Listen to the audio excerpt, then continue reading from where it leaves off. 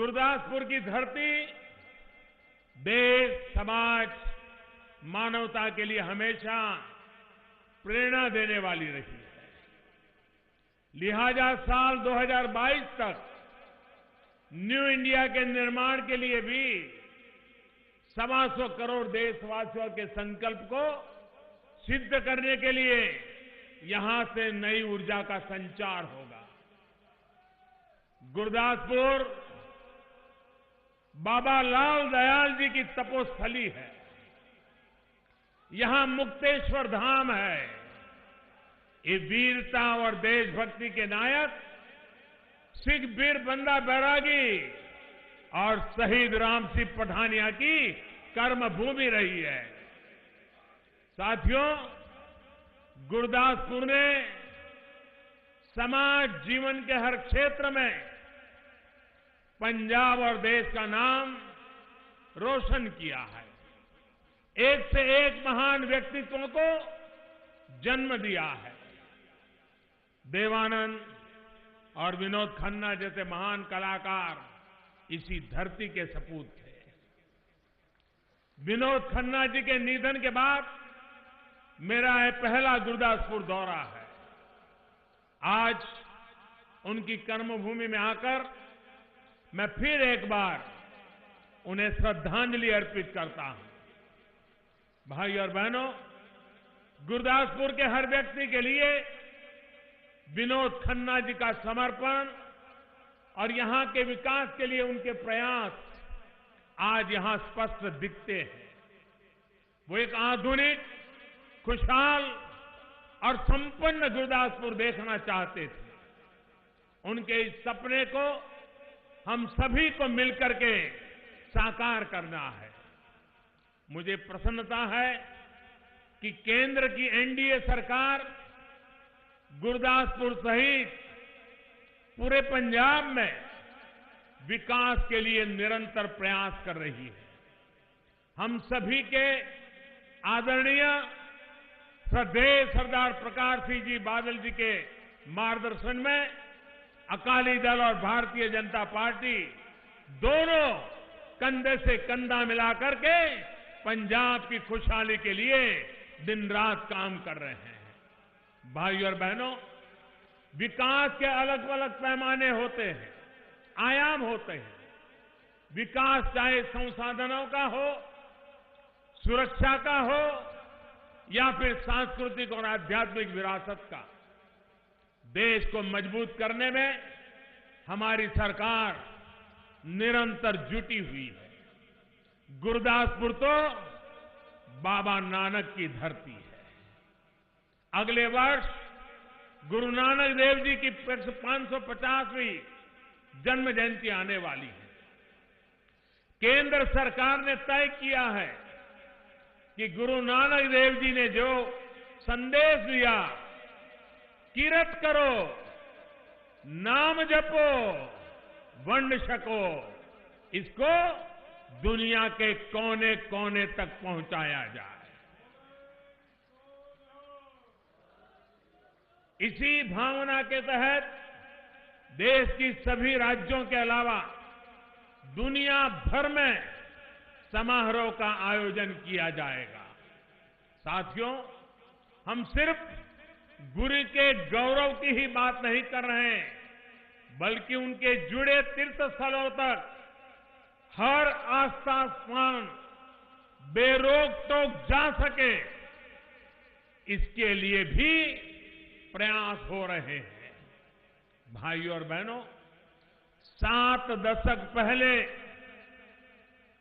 भारत विभाजन के समय हमें उस पवित्र स्थान से दूर कर दिया गया था, जिस पर हमारा हक था। सिर्फ 3-4 किलोमीटर की बात थी, लेकिन उस समय की सरकार थी, वो आस्था के इतने पवित्र तीर्थ को भारत के साथ नहीं रख पाए। 7 दशक से अपने गुरु की तपोस्थली को देश, दूरबीन से देखने के लिए मजबूर है। देश की भावना को देखते हुए, करोड़ों सिख भाई बहनों की मांग को देखते हुए एनडीए की सरकार ने करतारपुर कॉरिडोर बनाने का ऐतिहासिक फैसला किया।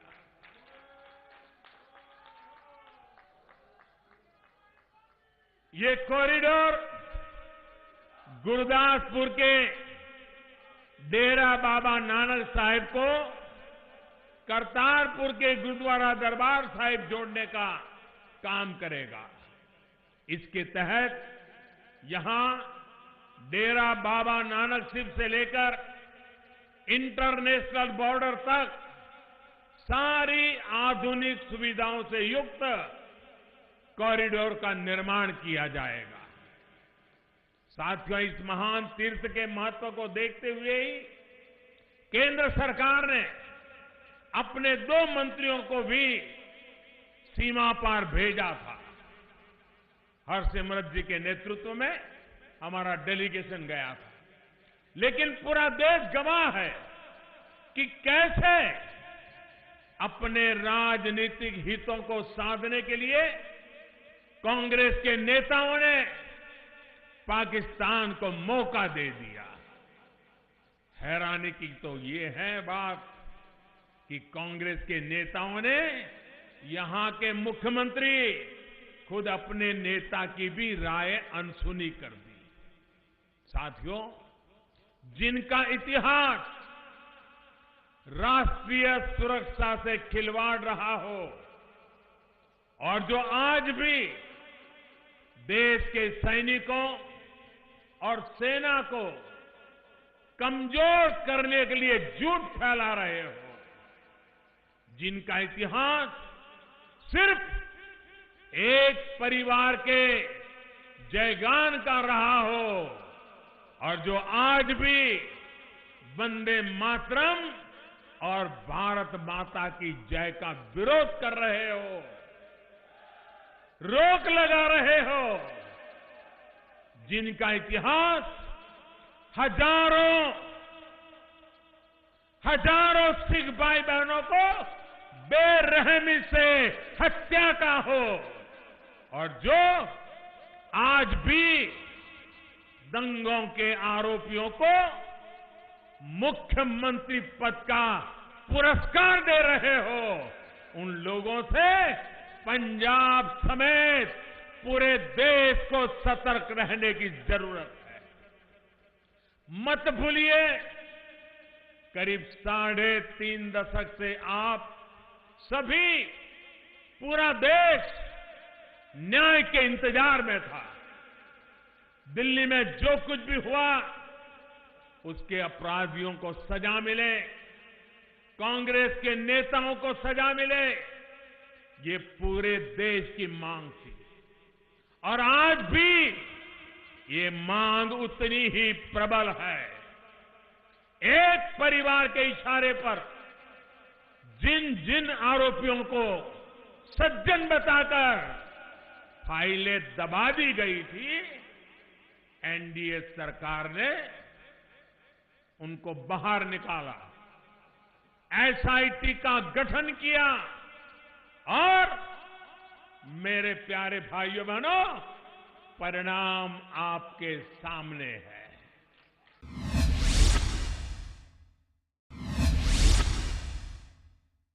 साथियों, केंद्र की एनडीए सरकार किसान हो, जवान हो या फिर नौजवान, हर सपने, हर आकांक्षा, हर भावना को साकार करने के लिए पूरी ईमानदारी, पूरी क्षमता से जुटी है।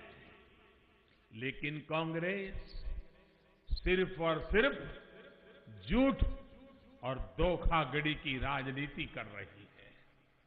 आप ये भी याद करिए कि कांग्रेस ने किसानों के साथ क्या किया। किसानों की बरसों पुरानी मांग थी कि स्वामीनाथन कमेटी के रिपोर्ट को लागू किया जाए, लेकिन जब तक केंद्र में कांग्रेस की सरकार रही वो इसे टालती रही। किसानों की इस मांग को पूरा करने का ऐतिहासिक फैसला भी एनडीए की सरकार ने ही लिया। इस फैसले की वजह से लगभग 2 दर्जन फसलों का समर्थन मूल्य लागत का 1.5 गुना तय हुआ है। अब हम राज्य सरकारों के साथ मिलकर प्रयास कर रहे हैं कि इस फैसले का पूरा लाभ किसानों तक पहुंचे। भाइयों और बहनों, जो दशकों तक किसानों के दर्द का इलाज नहीं ढूंढ पाए, एमएसपी पर फैसला टालते रहे, वो अब फिर झूठे वायदों से किसान की आंख में धूल झोंकने में जुटे हैं। और मैं इनका पैटर्न भी आज खुलकर के आपको बताना चाहता हूं। 10 साल पहले जब 2009 का चुनाव सामने था, तब कांग्रेस ने किसानों को कर्ज माफी का ऐलान किया था।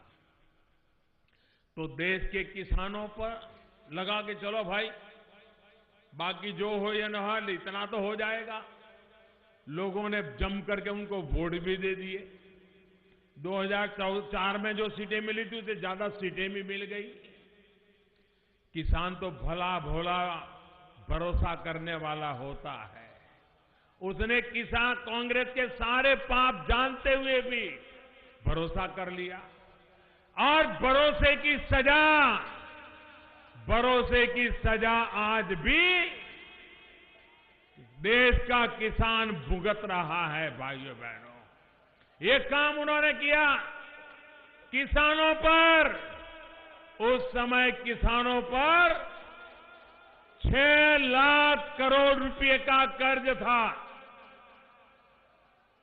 आप सुनिए भाइयों बहनों, 2008-9 में कांग्रेस ने जब किसानों को कर्ज माफी का वादा किया और चुनाव में वोट बटोर लिए, तब 6 लाख करोड़ का कर्ज देश के किसानों पर था।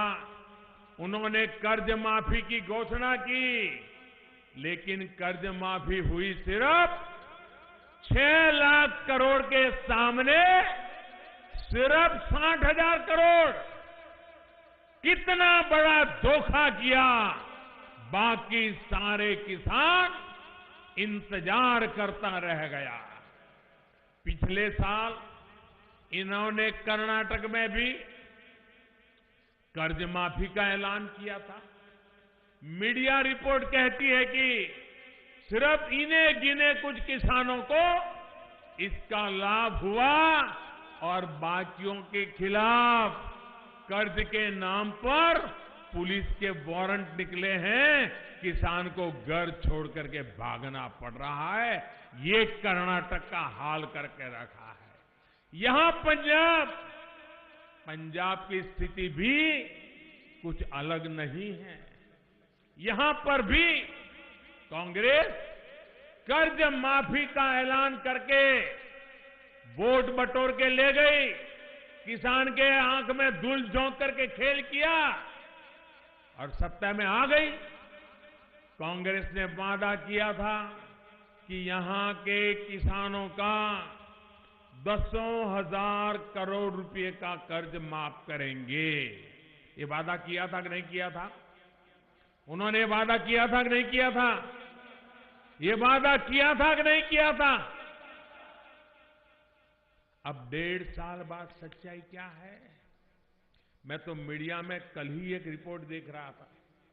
कांग्रेस के लोग अपनी बातों को और जनता को गुमराह करने के लिए बड़े बड़े कागज लेके संसद पहुंच गए थे। बड़े बड़े कागज लेकर के आए थे। उसमें वो लोग खुद ही उन्होंने जो लिखा है खुद ही दावा कर रहे थे कि सिर्फ 3400 करोड़ रुपए का कर्ज माफ किया है। अब मुझे ये नहीं मालूम कि कितने किसानों को सही में इसका लाभ मिला, क्योंकि कांग्रेस का इतिहास तो इसमें भी दागदार है। पहले की कर्ज माफियों में वो ऐसे लोगों के भी कर्ज माफी करते रहे हैं जो उसके हकदार ही नहीं थे, जिसका न खेत है, किसानी है, कुछ नहीं है। लेकिन पंजाब के लोगों को तो अब कांग्रेस ने खुद ने स्वीकार कर लिया है कि उसने ज्यादा नहीं किया है। 1.5 साल में सिर्फ 3400 करोड़ का कर्ज माफ। फिर ध्यान से सुनिए, अगर कांग्रेस का दावा सही है तो 1.5 साल में सिर्फ 3400 करोड़ कर्ज माफी कांग्रेस के लिए पंचवर्षीय योजना है क्या? किसान के मरने के बाद पहुंचोगे क्या? साथियों, आप ये भी मत भूलिए कि पंजाब सहित पूरे देश में छोटे किसान जिनके पास 1-2 हेक्टेयर जमीन है और जिनकी संख्या हिंदुस्तान में सबसे अधिक है, वो कभी बैंकों से कर्ज नहीं पाते हैं, उनको वो मिलता भी नहीं है। उनको तो साहूकारों से या दूसरे लोगों से कर्ज लेना पड़ता है। जब इन गरीब किसानों का ही कर्ज माफ नहीं होगा तो फिर किसानों से झूठ क्यों बोल रही है कांग्रेस? साथियों, जैसे कांग्रेस ने देश को दशकों तक गरीबी हटाओ के नारे के साथ ठगा, वो अब देश को कर्ज माफी के नाम पर ठग रही है। हालात तो ये भी थे कि न किसानों के पास बैंक खाते थे, न उन्हें पक्का मकान देने के लिए कांग्रेस ने कुछ सोचा और न ही उनके शौचालय के लिए कुछ किया।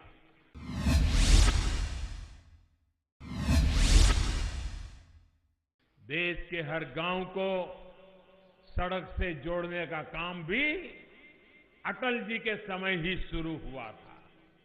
देश के गांवों, देश के किसानों को लेकर कांग्रेस की यही सोच रही है।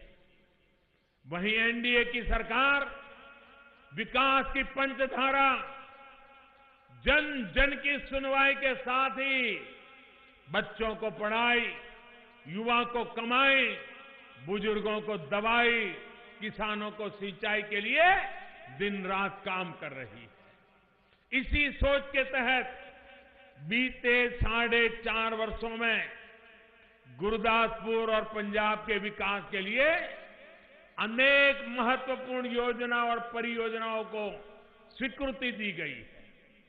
इनमें से कई पूरी हो चुकी है और बाकियों पर तेजी से काम किया जा रहा है। करतारपुर कॉरिडोर के साथ ही गुरु नानक जी से जुड़े एक और स्थान सुल्तानपुर लोधी को हेरिटेज टाउन के रूप में विकसित करने पर भी काम किया जा रहा है। भाई और बहनों, हमारी सरकार वर्ष 2022 तक किसानों की आय 2 गुनी करने का बहुत ईमानदारी से प्रयास कर रही है, निरंतर जुटी हुई है। साथियों, खेती को लाभकारी बनाने के लिए सरकार निरंतर ऐसे फैसले ले रही है जिससे समस्या को प्रभावी तरीके से खत्म किया जाए। किसानों का सशक्तिकरण ही, एम्पावरमेंट ही एनडीए सरकार का रास्ता है और यही हमारा लक्ष्य है। हमारा किसान ताकतवर बने, हमारा किसान सशक्त बने, इसी मकसद से हम काम कर रहे हैं। इसी सोच को साकार करने के लिए गुरदासपुर और पंजाब सहित पूरे देश में जमीनी स्तर पर काम किए जा रहे हैं। भाइयों और बहनों, आपको आपका ये शाहपुर कांडी डैम प्रोजेक्ट ऐसे ही अनेक कामों में से एक है। आप सभी को इसके लिए दशकों लंबा इंतजार करना पड़ा है। स्थिति ये थी कि रावी नदी की जीवनदायिनी धारा यहां से बहती थी, लेकिन लाखों किसान परिवार के खेत बूंद बूंद पानी के लिए तरसते थे। उन्हें पानी के लिए भारी कीमत चुकानी पड़ती थी। रावी का पानी जो आप सभी के पंजाब और जम्मू कश्मीर के हक का था, वो दशकों से बिना इस्तेमाल का पाकिस्तान जा रहा था। अपने अमूल्य संसाधन की ये फिजूल खर्ची जिनके संस्कार थे उन्होंने निभाए। हमारी सरकार को ये मंजूर नहीं है। साथियों, एनडीए सरकार की नीति रही है कि भारत के हक का पानी भारत की ही भूमि को सिंचेगा, हमारे अपनों के घरों को ही रोशन करेगा। इसी सोच के साथ शाहपुर कांडी डैम जुड़े हर स्टेक होल्डर के साथ बातचीत की गई, अड़चनों को दूर किया गया। परिणाम ये कि 4 महीने पहले इस प्रोजेक्ट को मंजूरी दे दी गई और आने वाले 3-4 वर्षों में ये प्रोजेक्ट गुरदासपुर सहित पंजाब और जम्मू कश्मीर हजारों हेक्टेयर जमीन सिंचाई की सुविधा से जुड़ जाएगी। सिंचाई के साथ साथ पंजाब यहां से 200 मेगावाट से ज्यादा की बिजली भी पैदा कर पाएगा। भाइयों और बहनों, इसी तरह राजस्थान फीडर कनाल और सरहिंद फीडर कनाल की रीलाइनिंग का फैसला भी एनडीए की सरकार ने ही लिया है। इन दोनों प्रोजेक्ट के लिए केंद्र सरकार ने 800 करोड़ रुपए से अधिक की बजट की मंजूरी दे दी है।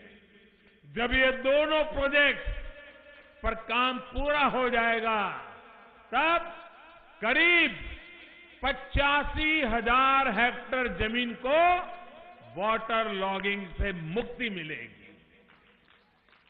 मुक्तसर, फरीदकोट और फिरोजपुर जिलों समेत पश्चिम पंजाब की करीब 2.25 लाख हेक्टेयर जमीन पर सिंचाई व्यवस्था में सुधार आएगा। साथियों, सिंचाई और सॉइल हेल्थ कार्ड के साथ साथ किसान की उपज को सही दाम दिलाने के लिए, उपज में वैल्यू एडिशन के लिए भी अनेक फैसले लिए गए हैं। किसानों का अनाज, फसल, सब्जियां, दूध बर्बाद ना हो, इसके लिए प्रधानमंत्री किसान संपदा योजना के तहत पूरे देश में व्यापक स्तर पर काम हो रहा है।